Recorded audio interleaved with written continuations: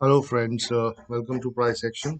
आज जो मैं वीडियो आपके सामने लेके आया हूँ वो स्टॉक मार्केट की एजुकेशन सीरीज का पहला वीडियो है। तो इसकी शुरुआत जैसे कि आप सब लोग जानते हैं, पिछले वीडियो में मैंने अपनी ट्रेडिंग जर्नी के बारे में आपको बताया था, जिसमें मैंने आपसे ये कहा था कि मुझसे क्या क्या गलतियाँ हुई और कैसे मैंने स्टॉक मार्केट में अ, सीखा और कैसे मैंने अपनी जो भी खामियां थी, जो भी मेरी कमियां थी, उनको मैंने किस तरीके से अ, अलग किया और कैसे स्टॉक मार्केट में एक प्रॉफिटेबल पोजीशन बनाई। तो जिन लोगों ने वो वीडियो नहीं देखा है उनसे मैं रिक्वेस्ट करूंगा कि वो वीडियो ज़रूर देखें, क्योंकि उससे आपको ये पता चलेगा कि आप लोग मैंने उस वीडियो में अपनी जो पूरी जर्नी है उसको कुछ स्टेजेस में बांट दिया है। तो वो वीडियो देखने के बाद आपको ये अंदाज़ा हो जाएगा कि आप अभी किस स्टेज पर हैं और आपको किस तरीके से आगे बढ़ना है और कौन सी चीज़ें अवॉइड करनी है और किन चीज़ों पे ज़्यादा फोकस करना है। तो ये तो दोस्तों था उस वीडियो के बारे में। अब चलिए हम शुरू करते हैं अब इस स्टॉक मार्केट एजुकेशन की सीरीज़ का पहला वीडियो, बल्कि दूसरा वीडियो, जिसमें हम कैंडल स्टिक्स के बारे में जानेंगे। अब ये कैंडल स्टिक्स बहुत ही इम्पोर्टेंट है। ये कोई ऐसा कोई होली ग्रेल नहीं है जो आपको रातों रात प्रॉफिटेबल बना देगा, लेकिन ये ऐसा एक बिल्डिंग ब्लॉक है, ऐसी एक फाउंडेशन है जिस फाउंडेशन के बगैर स्टॉक मार्केट में मेरा ख्याल है सरवाइव करना बहुत ही ज़्यादा मुश्किल है। जब तक आपके पास कैंडल स्टिक की अच्छी नॉलेज नहीं होगी, स्टॉक मार्केट में सरवाइव करना बहुत ही मुश्किल होगा। तो यहाँ पर मैंने अक्सर देखा है कि जो ट्रेडर्स होते हैं वो एडवांस चीज़ों की तरफ दौड़ते हैं, लेकिन उन्हें बेसिक चीज़ों की खबर नहीं होती। तो मैं चाहता हूँ कि आप लोग जो इस स्टॉक मार्केट में अपना ये सफ़र शुरू कर रहे हैं, आप लोग एक अच्छी फाउंडेशन बनाएं और उसके बाद उसमें वो एडवांस जो भी टेक्निक्स वगैरह है उनको बाद में आप ऐड कर सकते हैं। तो आइए शुरू करते हैं अंडरस्टैंडिंग ऑफ कैंडल स्टिक। तो दोस्तों, ये कैंडल स्टिक होती है।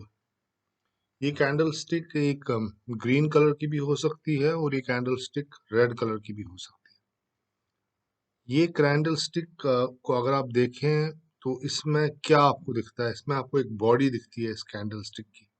ये बॉडी एक दिख रही है आपको, और इस बॉडी के ऊपर आपको एक विक्स दिख रही है, जिनको कि हम शैडो भी कहते हैं या विक्स भी कह सकते हैं आप इनको।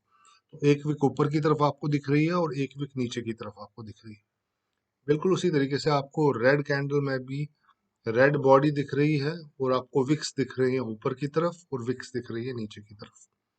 अब यहाँ पर आपको समझने की जरूरत है कि आ, ये विक्स की क्या इंपॉर्टेंस है। जो विक्स, जो शैडोज ऊपर आपको दिख रही है, इन विक्स या शैडोज की क्या इंपॉर्टेंस है। एट द सेम टाइम ये जो बॉडी यहाँ पर बन रही है, इस बॉडी की क्या इंपॉर्टेंस है। तो सबसे पहले हम जानने की कोशिश करते हैं कि ये बॉडी बनी कैसे। यहाँ पर प्राइस ओपन हुआ, जिसको मैंने ओपन से डिनोट किया हुआ है यहाँ पर, और बाद में प्राइस यहाँ पर क्लोज हुआ।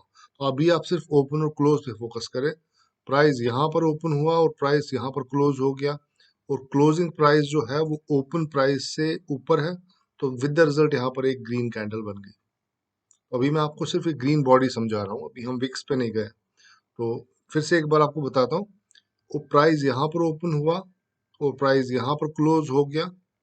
प्राइस, वो क्लोजिंग प्राइस जो है वो ओपन प्राइस से ज्यादा है, दैट्स वाई यहाँ पर एक ग्रीन बॉडी बन गई।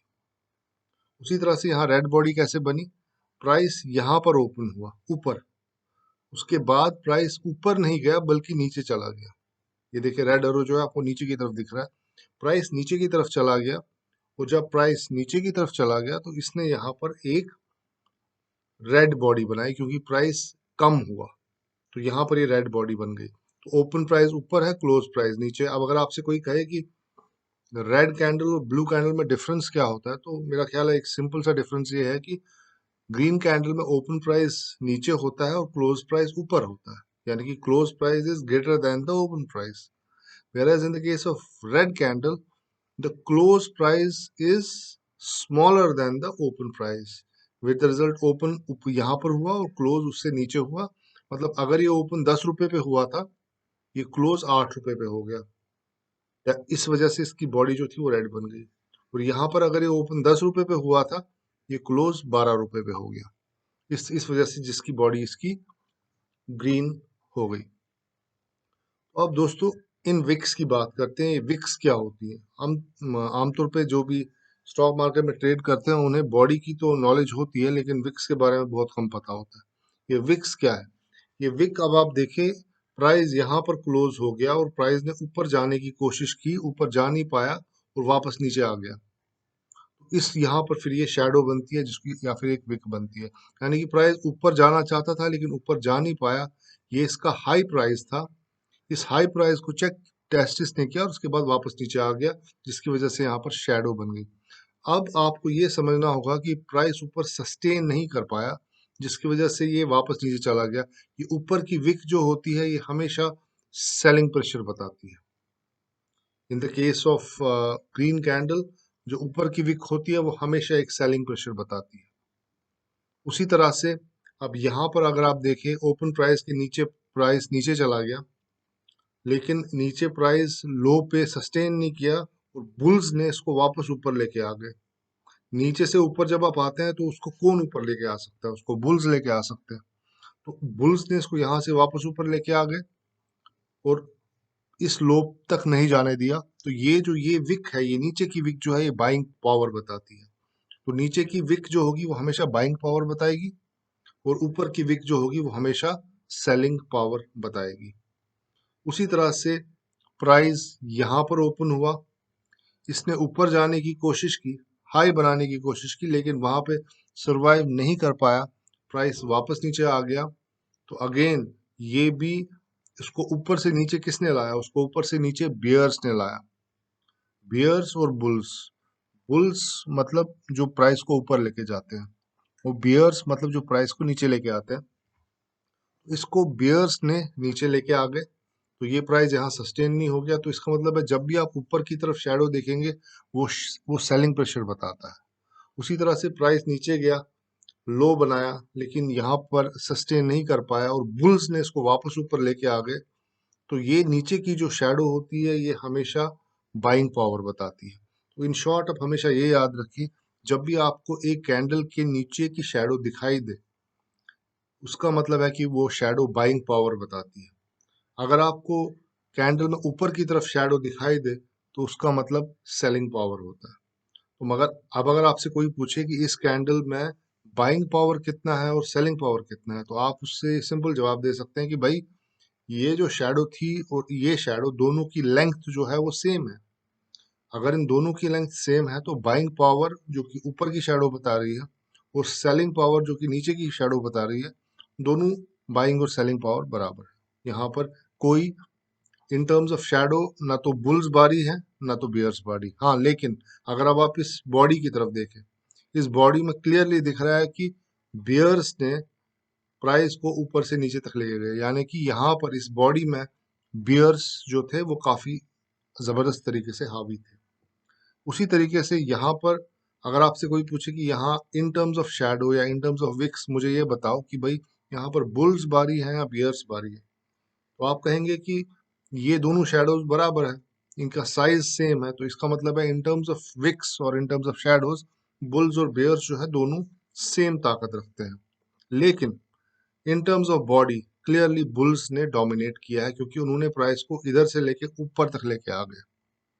तो अब आप मेरा ख्याल है समझ ही गए होंगे कि बाइंग प्रेशर और सेलिंग प्रेशर क्या होता है।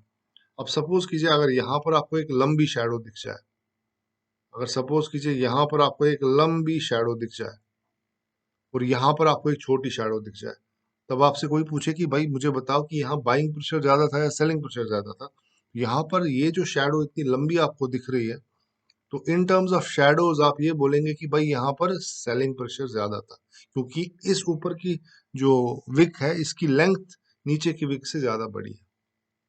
उसी तरीके से अगर यहाँ पर आप देखें, अगर यहाँ पर मैं इसकी इस विक को थोड़ा लंबा कर दूं और कोई आपसे पूछे कि मुझे इस रैंड कैंडल में बताओ in terms of what you call this wicks, अगर इस विक को स्टडी करके मुझे बताओ यहाँ बाइंग प्रेशर ज्यादा है या सेलिंग प्रेशर ज्यादा है, तो आप कहेंगे कि ये लोअर विक जो है इसकी लेंथ ज्यादा है, इसका मतलब है इसकी लेंथ ज्यादा है as compare to upper wick, तो यहाँ पर बाइंग प्रेशर ज्यादा है।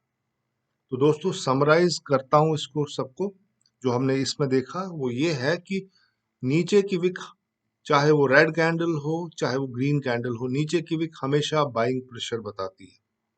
जितनी ज्यादा लंबी नीचे की विक होगी उतना बाइंग प्रेशर ज्यादा है, जितनी छोटी विक होगी उतना बाइंग प्रेशर कम है। उसी तरीके से ऊपर की विक जो होती है, ऊपर की शैडो जो होती है, वो हमेशा सेलिंग प्रेशर बताती है। जितनी ज्यादा लंबी ऊपर की विक होगी उतना सेलिंग प्रेशर ज्यादा होता है, और जितनी छोटी ऊपर की विक होती है उतना ही सेलिंग प्रेशर कम होता है।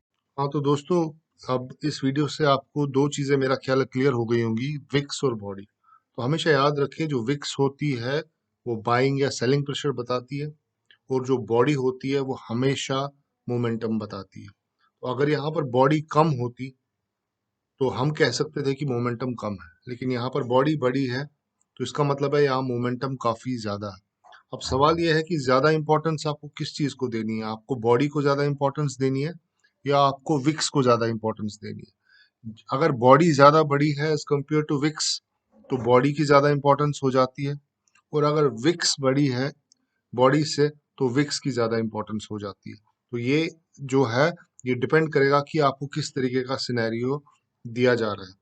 अभी जब हम ये कैंडल स्टिक सीरीज, जब मैं आपको ये सारे सिंगल कैंडल स्टिक समझाऊंगा, उसके बाद मैं आपको प्रैक्टिकली चार्ट पे भी लेके जाऊंगा, जहां पर मैं आपको दिखाऊंगा कि किस तरीके से हम बॉडी को देख के ये इंटरप्रेट कर सकते हैं कि इसमें, बॉडी और विक्स को देख के ये इंटरप्रेट कर सकते हैं कि इसमें मोमेंटम ज्यादा है या बाइंग सेलिंग प्रेशर ज्यादा है।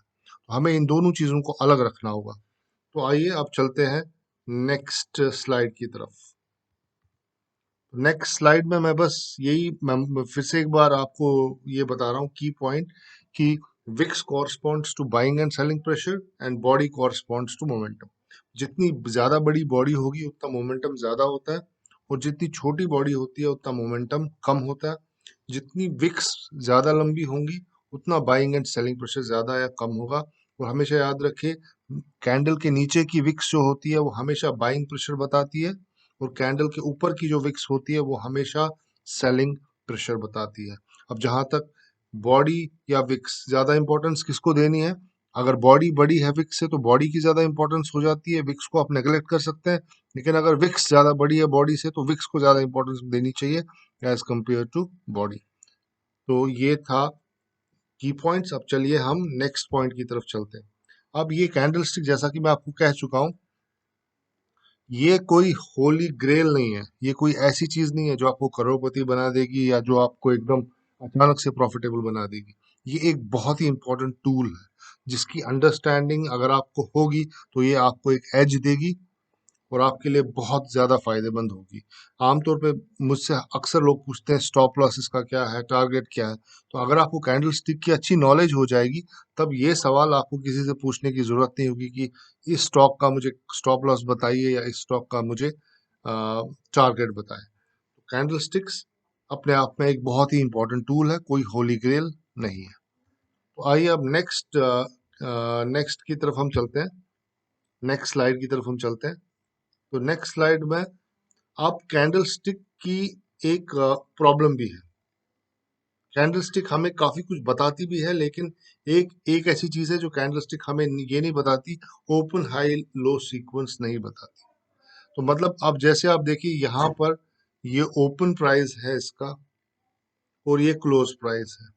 अब अगर मैं आपसे पूछूं, ये जो कैंडल है इसका कैंडल का कलर तो यहाँ पर नहीं दिख रहा है, अगर मैं आपसे पूछूं ये कैंडल ग्रीन कैंडल बनी या रेड कैंडल बनी, तो आप क्या कहेंगे। तो जाहिर सी बात है, ओपन प्राइस नीचे है और क्लोज प्राइस ऊपर है, तो since close price is greater than the open price, ये कैंडल जो होगी ये ग्रीन कलर की बनेगी। और इसकी जो शेडोज है वो एक लो बता रही है और एक high. In terms of momentum हम ये कहेंगे, अगर अब आपसे मैं कहूं कि भाई मुझे ये बताओ कि आप इस कैंडल के बारे में क्या कह सकते हैं इन terms of buying and selling pressure और इन टर्म्स ऑफ मोमेंटम। तो जाहिर सी बात है, इसकी बॉडी बहुत ज्यादा बड़ी है और इसके जो शेडोज है वो बहुत छोटे हैं। तो जाहिर सी बात है, यहाँ पर बॉडी को ज्यादा इंपॉर्टेंस मिलेगी और मोमेंटम को ज्यादा इंपॉर्टेंस मिलेगी। तो आप कहेंगे कि यहाँ पर मोमेंटम काफी ज्यादा है। At the same time, since lower shadow is equal to the upper shadow, that means the buying and selling pressure is absolutely equal. अब ये समझने की कोशिश करते हैं कि कैंडल स्टिक की लिमिटेशन क्या है। अब आपने ये कैंडल स्टिक तो देख ली, ये कैंडल एक 1 डे का कैंडल भी हो सकता है, ये कैंडल 1 वीक का कैंडल भी हो सकता है, ये 1 मंथ का भी कैंडल हो सकता है, या 1 घंटे का भी हो सकता है, या फिर 15 मिनट का भी हो सकता है। अब इस कैंडल के अंदर आप देखिए प्राइस यहाँ पर ओपन हुआ, उसके बाद इसने लो बनाया, फिर उसके बाद प्राइस ऊपर चला गया, इसने एक हाई बनाया, हाई बनाने के बाद प्राइस ऊपर सरवाइव नहीं कर पाया और प्राइस अल्टीमेटली यहाँ पर क्लोज हो गया। तो यहाँ पर दोस्तों अब आप देखिए ये किस तरीके से हो सकता है। अब ये दो तरीकों से पॉसिबिलिटी है कि ये एक्शन हुई है, ये दो तरीकों से कंप्लीट हुई है। या तो प्राइस ओपन यहाँ पर हुआ होगा, उसके बाद नीचे लो इसने बनाया जो कि 1 से मैंने दिखाया है, उसके बाद प्राइस ऊपर चला गया जहां पर उसने हाई बनाया और उसके बाद प्राइस यहाँ पर क्लोज हो गया। तो यहाँ जाहिर सी बात है कि प्राइस ने पहले लो बनाया बाद में ऊपर चला गया, तो मतलब प्राइस में काफी ज्यादा स्ट्रेंथ है यहाँ। अब ये दूसरा केस देखिए, इसी कैंडल को मैं इस तरीके से अब समझा रहा हूँ। तो प्राइस यहाँ पर ओपन हुआ, उसके बाद प्राइस ने यहाँ पर एक हाई बनाया, हाई बनाने के बाद क्या हुआ, प्राइस वापस नीचे चला गया और उसने एक लो बनाया, और लो बनाने के बाद प्राइस वापस ऊपर गया और उसने एक क्लोज बना दिया। तो ये जो सेम कैंडल है, इसमें देखिए अंदर की मूवमेंट्स कितनी डिफरेंट है। यहाँ पर एक अलग मूवमेंट है और यहाँ पर एक अलग मूवमेंट है। या फिर ऐसा भी हो सकता था कि प्राइस यहाँ पर ओपन हो जाता, बाद में ऐसे ऐसे यहाँ पर थोड़ा बहुत मूव करता, उसके बाद ऊपर जाता और वापस क्लोज हो जाता। ये भी एक तरीका था इस कैंडल के बनने का। तो सवाल ये है कि कैंडल के अंदर क्या हो रहा है, वो बहुत इंपॉर्टेंट चीज होती है। अब ये कैंडल स्टिक की एक लिमिटेशन है कि ये आपको अंदर क्या हो रहा है ये नहीं बता पाता। लेकिन अगर ये कैंडल सपोज करे 1 डे की कैंडल है, 1 दिन की कैंडल है, तब उस केस में अगर आप ये जानना चाहते हैं कि इसके अंदर क्या हुआ, यानी कि ये ओपन हाई लो क्लोज का जो प्राइस था किस तरीके से फ्लक्चुएट हुआ, तो ये आपको कैसे पता चलेगा? ये आपको पता चलेगा जब आप लोअर टाइम फ्रेम्स में जाएंगे। यानी कि अगर अगर ये कैंडल डेली, अगर ये वाली जो कैंडल मैं आपको यहाँ पर दिखा रहा हूँ, अगर ये कैंडल डेली कैंडल है, तो आपको उसके लोअर टाइम टाइम फ्रेम में जाना पड़ेगा, यानी कि 1 आवर में जाना पड़ेगा या 4 आवर में जाना पड़ेगा, जहां आपको क्लियरली पता चल जाएगा कि ये कैंडल बनी कैसे, यानी कि प्राइस किस तरीके से फ्लक्चुएट हुआ, ऊपर गया और कैसे क्लोज हुआ। ये कैंडल आपको एक समराइज्ड व्यू देती है, ये आपको एक माइक्रोस्कोपिक व्यू नहीं देती। तो अगर आपको माइक्रोस्कोपिक व्यू चाहिए तो आपको फिर लोअर टाइम फ्रेम में जाना होगा, जहां आपको ये पता चलेगा कि ये प्राइस किस तरीके से ओपन हाई लो और क्लोज बनाता है। तो दोस्तों ये था। उसके बाद ये देखिए मैंने इसी चीज को फिर से एक बार यहाँ पर समराइज किया हुआ है, कि इसको जरा मैं थोड़ा रब कर लेता हूँ पहले, इसको मैं, ये रब हो गया, ओके। तो to understand the open high low close sequence go to the lower time frames. अगर आप जानना चाहते हैं कि ओपन हाई लो क्लोज किस तरीके से हुआ है, तो आपको फिर लोअर टाइम फ्रेम में जरूरी जाना होगा। If the sequence is different, sentiment could be different as well. ऐसा जरूरी नहीं है, आपको कैंडल तो वही दिखी, लेकिन अगर sequence open high low close का थोड़ा इधर उधर है तो शायद सेंटिमेंट भी डिफरेंट हो सकता है। तो इसलिए लोअर टाइम फ्रेम्स में जाना, उसको अंडरस्टैंड करना, वहां पर वॉल्यूम कहाँ पर इंक्रीज हुआ है, वॉल्यूम कहाँ पर डिक्रीज हुआ है, और किस तरह की कैंडल बनी है, वॉल्यूम और कैंडल को किस तरीके से इक्वेट करना है, वो सब चीजें आपको वहां पर पता चल जाएगी। जाहिर सी बात है, मैं इस सीरीज में आपके साथ वॉल्यूम किस तरीके से फ्लक्चुएट करता है, वॉल्यूम को कैसे समझना है, वो भी मैं आने वाली वीडियोस में आपको डेफिनेटली बताऊंगा। तो फिलहाल ये आप समझ लीजिए कि ओपन हाई लो सीक्वेंस जो है, अगर आपको वो समझना है तो आपको जाहिर सी बात है जरूरी लोअर टाइम फ्रेम्स में जाना होगा। तो दोस्तों इससे पहले कि मैं वीडियो वाइंड अप करूं, एक बार फिर से मैं आपको इस पिछली स्लाइड पर फिर से एक बार लेके जा रहा हूं। जैसा कि मैंने आपसे कहा कि यहाँ पर इसी कैंडल को हमने दो तरीकों से समझाया था। तो यहाँ पर प्राइस ने क्या किया, ओपन यहाँ पर हुआ, लो बनाया, लो बनाने के बाद ऊपर चला गया और एक हाई बना, उसके बाद थोड़ा नीचे क्लोज हो गया। तो यहाँ पर क्या सेंटिमेंट आपको दिख रहा है? यहाँ पर सीधा ये सेंटिमेंट आपको दिख रहा है कि प्राइस जो है, इसमें काफी श्योरिटी है, कॉन्फिडेंस है कि मुझे सिर्फ ऊपर ही जाना है, तो प्राइस सीधे का सीधा ऊपर चला गया। लेकिन यहाँ पर क्या हुआ, प्राइस यहाँ पर ओपन हुआ, पहले ऊपर चला गया, फिर बाद में वापस नीचे आया और यहाँ के ओपन से भी नीचे चला गया और उसके बाद वापस ऊपर चला गया। तो यहाँ पर एक तरीके से कंफ्यूजन है और यहाँ पर एक तरीके से क्या है, सर्टेनिटी थोड़ी ज्यादा है। ये सेम कैंडल यहाँ पर ज्यादा सर्टेनिटी बता रहा है, और यहाँ पर थोड़ा कंफ्यूजन बता रहा है। तो इस तरीके से आप देख सकते हैं कि इस कैंडल के अंदर की मूवमेंट आपको ये बता सकती है कि इस कैंडल में कंफ्यूजन कितना ज़्यादा है और सर्टेनिटी कितनी ज़्यादा है। तो ये बात समझना काफ़ी ज़रूरी है, और मैं ये बातें आपको बड़े अच्छे से समझाऊंगा एक बार जब हम ये वीडियो, या मेरा मतलब है जब हम ये सीरीज खत्म करेंगे, उसके बाद मैं आपको प्रैक्टिकली चार्ट पे लेके जाऊंगा, जहां पर मैं आपको ये बात बताऊंगा कि किस तरीके से हम एक बड़े कैंडल को तोड़ के छोटे टाइम फ्रेम में जाते हैं। इस चीज को हम टेक्निकल एनालिसिस की जुबान में मल्टीपल टाइम फ्रेम एनालिसिस कहते हैं। तो खैर वो तो आने वाले दिनों में आपको पता चल जाएगा। फिलहाल open high low sequence it can be out of order, तो हमें इसको किस तरीके से देखना है, हमें लोअर टाइम फ्रेम में जाना है। तो दोस्तों ये इस सीरीज का इस स्टॉक मार्केट एजुकेशन की सीरीज का पहला वीडियो था। मैं उम्मीद करता हूँ कि आपको ये वीडियो पसंद आया होगा। I am thankful to you कि आपने अपना कीमती वक्त मेरे साथ बिताया। दोस्तों, आपसे रिक्वेस्ट है कि आप मुझे कमेंट सेक्शन में बताएं कि आपको ये वीडियो कैसा लगा, और जिन लोगों ने अभी तक सब्सक्राइब इस चैनल को नहीं किया है, तो उनसे रिक्वेस्ट है कि वो इस चैनल को सब्सक्राइब करें, ताकि आपको इस कुछ अपडेट्स हो वो आप तक पहुंचे। एट द सेम टाइम वो बेल आइकन वहां पर है, उससे भी दबाएं। उससे आपको नोटिफाई हो जाएंगे आप लोग जब भी मैं कोई नया वीडियो पोस्ट करूंगा। Thank you very much. Until next time, bye bye.